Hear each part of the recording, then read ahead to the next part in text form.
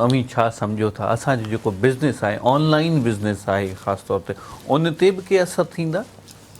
साईं पूरी दुनिया ते असर थींदा। दुनिया हाणे तव्हां चवंदव त world is become a global village. अगरि तव्हां ग्लोबल विलेज आहियो त तव्हां छाजी बुनियाद ते आहियो? तव्हां इंटरनेट कनेक्टिविटी जे थ्रू ई कनेक्टेड आहियो। इंटरनेट जे ज़रिए ई तव्हांजो हाणे न सॼो वहिंवार कारोबार तव्हांजा ज़राए मवासिलात जेके बि आहिनि ज़राए अबलाग जेके बि आहिनि they are backed by your network support. जॾहिं तव्हांजी नेटवर्क सपोर्ट ख़तमु थींदी त साईं त इंटरनेट छा ऑनलाइन छा तव्हांजो हर तरह जो तबिको जेको आहे न उहो इफेक्ट थींदो। ई कॉमर्स हिकु अलॻि दुनिया आहे। पाकिस्तान में ई कॉमर्स पंहिंजा पेर उन तरीक़े सां जमाए ई न सघी आहे छो जो हुन में फ्रॉड एंड फ्रॉजरी शुरू थी वई। हालांकि हिकिड़ो वॾो प्लेटफॉर्म हुयो पर हाणे उन में माण्हुनि कयो छा जो तव्हां ऑर्डर तव्हांखे कुझु पिया ॾियनि तव्हांखे कुझु पिया त माण्हुनि जो ट्रस्ट ई ख़तमु थी वियो। त पाकिस्तान में अॼु बि जेको आहे न हर तरह जो ट्रेडिशनल कल्चर हले थो पियो। E buying e commerce culture Pakistan में उन तरीक़े सां पनपी कोन सघे छो जो असां नेचुरली साईं जन अर्ज़ु कयो पहिरियां चोर आहियूं बेईमान आहियूं। असांखे उहो डिलीवरी न आहे करिणो जेको असां घुरियो वियो आहे ऐं जिते असांखे जाइज़ कमाई मिले। असांखे त खपे शॉर्टकट के ॿिए जो पैसो फबाए पंहिंजो कारोबार हलाइणो आहे त पोइ त ईअं ई करिणो आहे न। त पोइ ई कॉमर्स त रहियो हिकु हंधि पासे। जॾहिं तव्हां इंटरनेट ऐं जेको मौजूदा दौर जी सभ खां वॾी ज़रूरत आहे कनेक्टिविटी उनखे तव्हां इफेक्ट कंदव त साईं त पोइ दुनिया जो हर कारोबार हर मकतबा फ़िक्र हर शइ मुतासिर थींदी।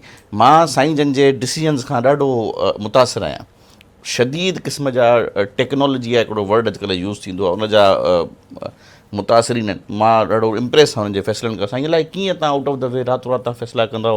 मतिलबु कुझु अहिड़ा माण्हू आहिनि जिन जो ए आई ऑटोमेशन सां कोई तालुक़ु ई न आहे पर उहे ए आई ते ॻाल्हियूं पिया कनि।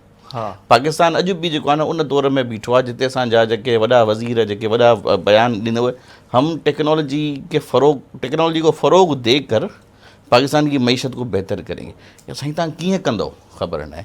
छा कराईंदव साईं तव्हां CIT फ्री कराईंदव MS ऑफिस फ्री कराईंदव। अॼोको ॿार जेको पैदा थियो 2002 खां बाद उनखे किथे वञी करे कंप्यूटर जो कोर्स करण जी ज़रूरत न आहे। उनखे किथे वञी करे अंग्रेज़ी पढ़ण जी ज़रूरत न आहे। उनखे वञी करे किथे MS ऑफिस न आहे सिखणी छो जो हू एंड्रॉइड हथ में खणी ॾिसे थो त उनखे ख़बर त OS छा आहे। हुनखे न ख़बर त विंडो इंस्टॉल कीअं थींदी आहे। मां उन ज़माने जो DIT आहियां जंहिं ज़माने विंडोज इंस्टॉल करण जा स्टेप रजिस्टर ते लिखिबा हुआ इंटर नेक्स्ट ईअं असां विंडो इंस्टॉल कंदा हुआसीं। मां C लैंग्वेज कराची यूनिवर्सिटी में 2008 में जेको का ब्लैक बोर्ड ते पढ़ी आहे हुनजो इन्वायरमेंट इहा लॻा। ऐं असां अॼु 2026 में चऊं था असां टेक्नोलॉजी खे फ़रोग़ ॾींदासीं।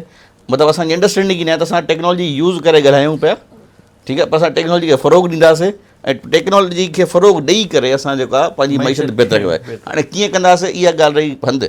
स्मार्ट लॉकडाउन में असां वेंदासीं साईं ऑनलाइन एजुकेशन।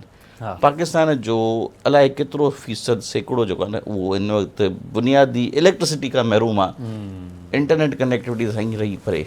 त हिननि जा जेके उहो मूं पोइ दफ़े जेको आहे न हिकिड़े मारूफ़ सियासतदान जो पॉडकास्ट कयो पाण वटि त जॾहिं मुस्तफ़ा कमाल साहब आर्टिकल 143 140 जेको 149 150 ते जी कई वफ़ाक़ जेको आहे सूबे खे उनजी तशरीह कई मूंखे।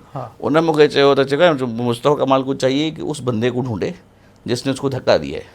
तो न हिकिड़े माण्हू खे तव्हां बचाइण लाइ दरिया में टप ॾियो तव्हांजी वाह थी वई तव्हांजो पोइ त ठीकु आहे मां बचाया मां मूंखे धिको खे ॾिनो।